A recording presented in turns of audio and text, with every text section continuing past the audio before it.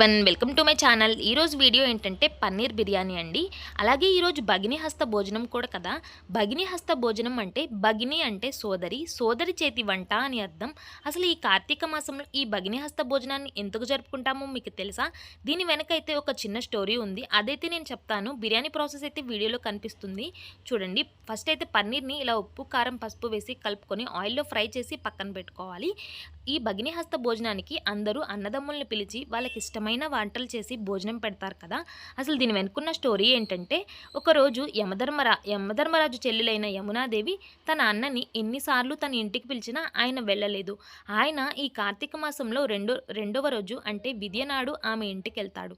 అప్పుడు యమునాదేవి సంతోషించి ఆయనకి ఇష్టమైన ఎన్నో రకాల పిండి వంటలు చేసి పెడుతుంది. అప్పుడు యమధర్మరాజు సంతోషించి నీకేం కావాలో కోరుకో అని అంటాడు. అప్పుడు యమునాదేవి ఈ కార్తీక మాసంలో ఎవరైతే ఈ విద్యనాడు తమ సోదరుల ఇంటికి వెళ్ళి భోజనం చేస్తారో వాళ్ళకి అష్టైశ్వర్యాలు, సుఖ సంతోషాలు రావాలి అని కోరుకుంటుంది.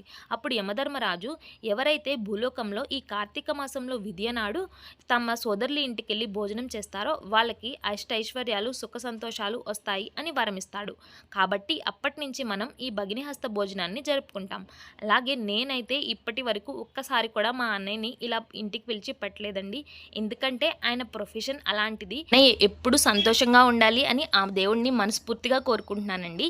ఇక్కడైతే ఈ పన్నీర్ బిర్యానీ చేశాను. టేస్ట్ అయితే చాలా బాగా వచ్చింది. చూడండి, ఇలా మనం రైస్ని 70% ఉడికాక ఇలా 5 మినిట్స్ హైలో 15 మినిట్స్ లోలో పెట్టుకొని దమ్ చేసుకోవాలి. అంతే అండి, చాలా బాగా వచ్చింది. రైస్ కూడా చూడండి చాలా పొడి పొడిలాడుతూ చాలా బాగా వచ్చింది.